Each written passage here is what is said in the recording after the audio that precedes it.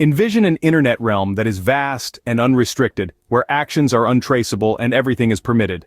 Visualize a digital cosmos, veiled in ambiguity, lurking beneath the radar of our usual online interactions. This is no figment of imagination or a plot from a sci-fi novel, but a real-world entity, dwelling on the peripheries of our digital environment. A zone where being anonymous is the norm, and the protocols of the commonly accessed internet do not hold ground. This is a segment of the internet the majority is unaware of, or never accesses. Me introduce you to the dark web, the concealed facet of the internet. The dark web didn't simply materialize from thin air. It was formed based on necessity, a need for anonymity, untraceable dialogue, and an area beyond conventional surveillance.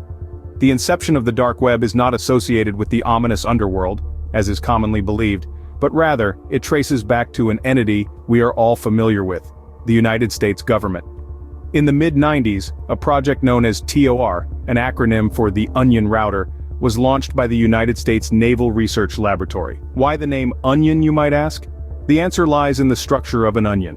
Similar to an onion, every piece of data sent through TOR is enveloped in multiple layers of encryption, each stratum peeling off as the data jumps from one server to another worldwide.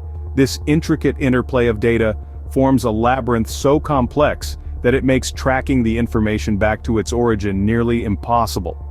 TOR's original purpose was to secure U.S. intelligence communications on the internet.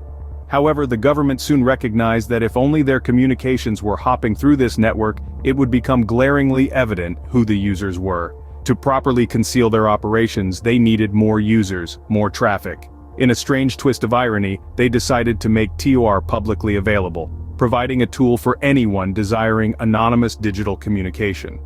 To clarify though, TOR is not the dark web. It's merely the means of transport that takes you there. The dark web is made up of websites that are part of an encrypted network with concealed IP addresses, which renders them nearly untraceable by standard search engines. These sites can only be accessed by utilizing specific software, such as Tor.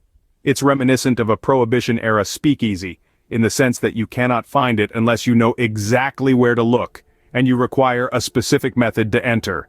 And much like those concealed taverns, the dark web has become a haven for activities and content that wish to remain hidden. Thus, the dark web, the clandestine counterpart of the internet, came into existence. The dark web, an enigmatic entity for many, has experienced seismic growth over time. But what factors hurled this shadowy digital frontier into the limelight? The surge of the dark web is profoundly attributed to its distinctive offering of anonymity. It's a place where users don poignant invisibility cloaks as they traverse its convoluted maze. This discretion, while attracting a diverse crowd, sadly also paves the way for myriad illicit activities. The dark web has gained notoriety as a hub for drug trafficking, cybercrime, and other nefarious activities. It's a lawless marketplace, a sanctuary for those who dare to defy the constraints of legality and ethics. Yet it's not entirely a grim scene. The dark web also plays a noble role, serving as a sanctuary for those seeking to shield their privacy, circumvent censorship, and uphold their right to free speech. It has even provided a safe platform for whistleblowers and has been the cradle for stories of courageous individuals leaking critical information for public welfare, often jeopardizing their own safety.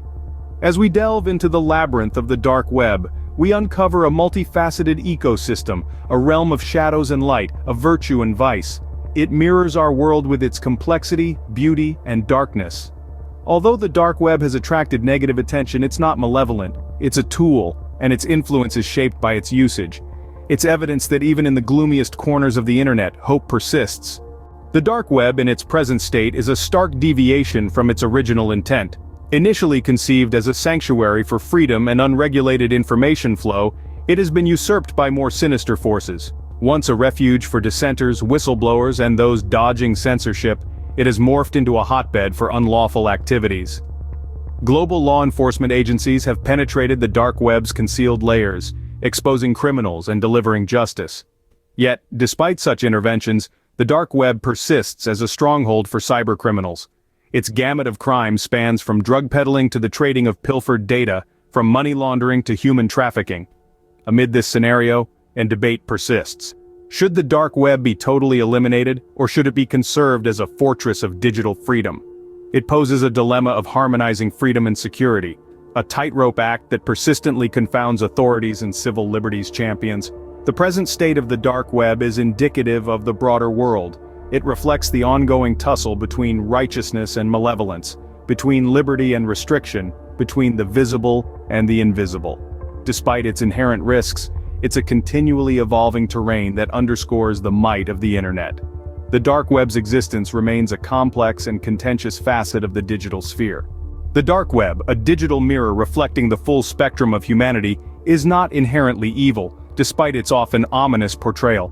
As a tool born from the desire for privacy and freedom, it has evolved into a sanctuary for both selfless crusaders and nefarious villains. This exploration through its inception, growth, and present state reveals its multifaceted nature. It is crucial to bear in mind that the dark web is but a fragment of the broader internet landscape. It serves as a refuge where whistleblowers can unmask injustices fearlessly, and citizens under harsh regimes can access essential information. Yet, concurrently, it operates as an underground market for illegal activities, where wrongdoers exploit its anonymity. The existence of this segment of the internet pushes us to contemplate the balance between freedom and security, anonymity and accountability. The dark web, unseen and frequently misinterpreted, endures in the shadows, symbolizing the boundless potential of the internet. As we reflect on its role as an instrument for privacy, and it also forces us to question our use and understanding of the internet. It is a powerful reminder of the ethical uncertainties that come hand in hand with technological advancements.